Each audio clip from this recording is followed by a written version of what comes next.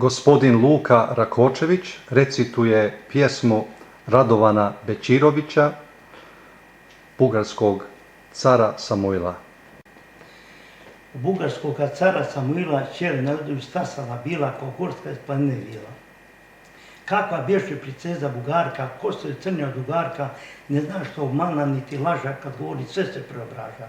Stid je jesti i nepristojno sjesti. Nije šala čer cara biti, počeše pricevi prositi, ona najmanje ne okreće glavu, preziri gospodstvo i slavu i odbija careve prinčeve, a ne pita oca ni stričeve. Ima nešto što je smeta, napunilo 18 ljeta. Šta li on njenu sreću koči, može se otići od oči. Kada caru dodijaše prosci, on kosari govoraše djevojci, šeri moja treba da mi rečeš, kosara mu govoriti poče, oprosti mi moj veliki oče, stid je mene s tobom govoriti, ali ću ti srce otvoriti. Što će meni dvorovi krune, to odnese vjetar kada pune, ništa nema gore za čoveka, no ubit Boga cijeloga vijeka. Ja neđeljom na besposlici, posjećam ti sužnju u tamnici, pa sam srce zakopala svoje u tamnici među sužnje tvoje. Ima tamo junak u okove i rekoše Jovan da se zove, odnakle od države zete i zapao u okove klete. Pa me daruj nakome junaku, da živim u svetome braku, jer u sreći nema veće sreće, no u braku je liči na proljeće. Tu su ključi zemaljskoga raja, gdje dva srca jedna duša spaja. Više volim vezdanoga lava, no mrcinu na blago da spava. Pokloni mi sužnih zokova, da se priča dok je vjekova, da je jedna evropska princeza vjerila se za sužnje zvezda.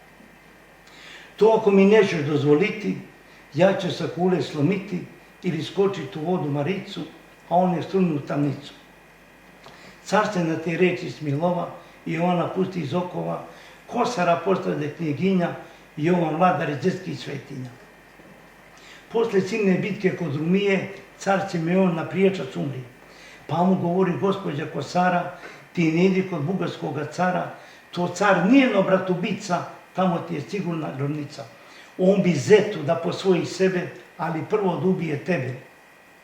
Brat je meni, a tebi je šura, ali on su svaštu tura. Ne Jovane poginuo kasi, Boga nema glavu da ti spasi, poslušaj mi caru poruči, sramote žena da te uči. Da ne ide bolji kod gorega, a ti ako odeš kod njega, crna će ti pogibija kući, više nećeš dolaziti kući. Nije tebe životno odmetu, ubit će ti posvojiti zetu. Takova bugarska odiva, mučila se koliko je živa, da ga spasi od sigurne smrti, ali stari ljudi bili su zadrti, ar mu bješe poslušati ženu, pa on otrnu u Bugarsku krenu i sa njime gospođa kosara u prijesku kod lažnoga cara. Bi prevalen na krst i cvijeću, dadoše mu otrovu pričešću.